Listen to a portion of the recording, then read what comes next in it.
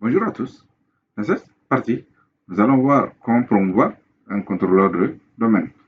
Donc, là, vous voyez déjà, après l'installation de notre rôle ADDS, sur notre petite boîte à notification, nous avons un petit panneau. En cliquant sur ce panneau, nous voyons, on dit configuration requise ADDS sur ce serveur, un serveur 2019-01. Promouvoir ce contrôleur de domaine, ce serveur en contrôleur de domaine. Donc, je clique. En cliquant sur là, il va checker. Voilà une première fenêtre, nous avons. Elle nous demande sélectionner l'opération de déploiement, ajouter un contrôleur de domaine à un domaine existant. Ce n'est pas le cas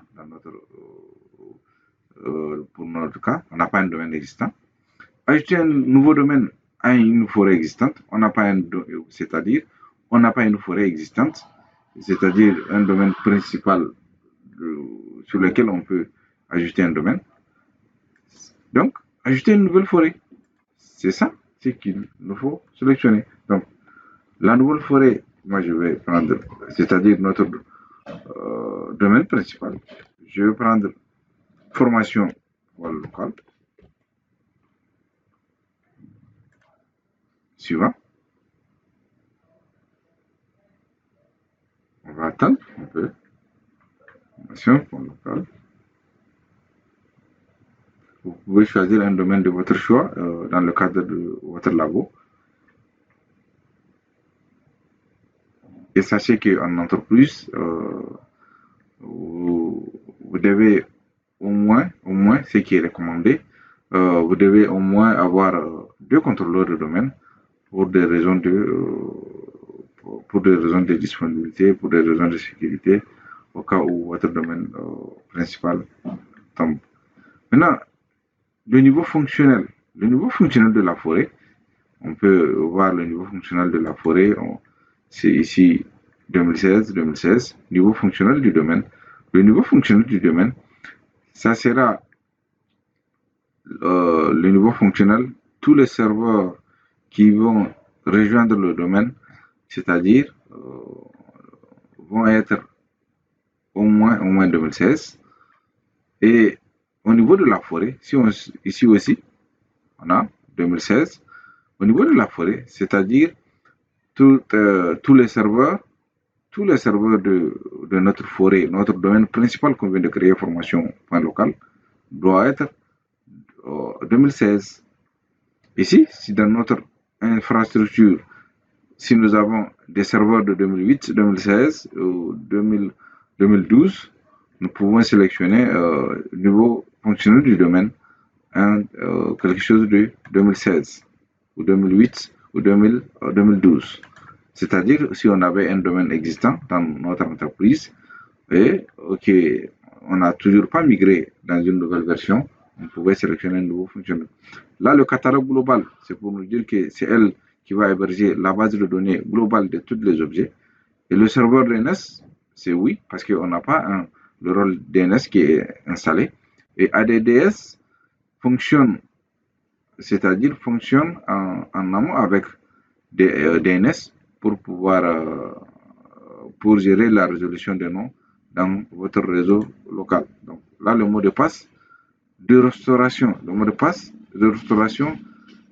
il y a deux fichiers de base de données que l'ADDS utilise. Ces fichiers de base de données sont, l'une conserve les configurations et les stratégies de groupe, et l'autre contient les objets Active Directory. Au cas où vous réinstallez un domaine, vous pouvez récupérer ces deux dossiers afin de restaurer votre domaine. Donc, ce sera le mot de passe qui vous demandera lors de restauration. Donc, moi, je vais mettre 1, 2, 3, 4 dans le cas de labo. Dans votre cas, dans le cas où ça sera dans l'entreprise. En entreprise, vous devez choisir un mot de passe. Plus que ça, là, il dit le mot de passe ne respecte pas les restrictions. Donc, je vais choisir un mot de passe un peu complexe qui répond aux exigences. Bon, excusez. Le mot de passe ne correspond pas.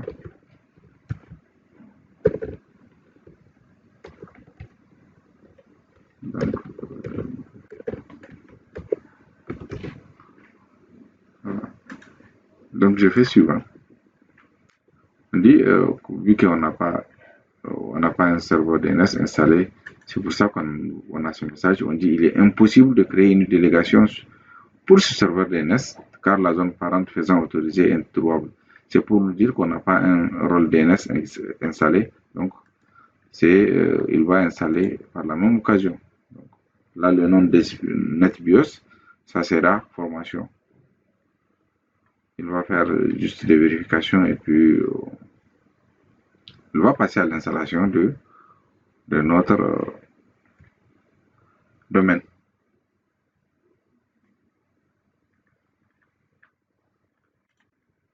Là, il a fini. Donc, je fais suivant.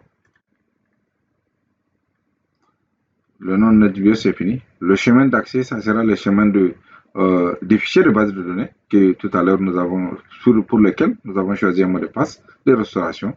Après, on va voir l'étape d'examination. Voilà. Voilà les fichiers dont je vous parlais. Et ces trois fichiers. Le NTDS contient des journaux. Le NTDS contient la base de données des objets. Maintenant, le 6 volt contient tout ce qui est la configuration des stratégies de groupe. Je fais suivant. Et là, nous avons un résumé de tout ce que, c'est-à-dire tout notre parcours. On peut même l'afficher en script PowerShell. On dit que cet ordinateur sera configuré pour utiliser ce serveur en tant que serveur DNS préféré. Donc, le mot de passe du nouvel administrateur de domaine sera le même que celui de l'administrateur local. En fait, il nous dit juste tout ce qui a été choisi à l'installation. Donc là, c'est la vérification. Il va checker si la configuration requise est OK. Donc, on peut installer. Là, il a fini son check. Donc, vous voyez, on dit toutes les vérifications de la configuration requise sont satisfaisantes. Donc, là, je peux tomber, installer. Là, il va démarrer l'installation. On dit le contrôleur domaine 2019 offre un paramètre de sécurité par défaut. On dit autoriser les algorithmes de chiffrement compatibles avec Windows NT4. Donc, ces paramètres empêchent l'utilisation des algorithmes. Ça, ce sont juste des avertissements. Ce ne sont pas des erreurs, mais ce sont juste des avertissements. Donc, on va attendre à la fin de l'installation. Il nous sera demandé de redémarrer notre serveur afin d'accéder à notre domaine Active Directory qui est formation.local. Là, il a fini. Il me montre que je serai déconnecté. Donc, il va redémarrer et puis après, on sera logué dans notre domaine Active Directory. Donc, merci. Nous verrons dans la vidéo suivante afin de passer aux outils d'administration Active Directory.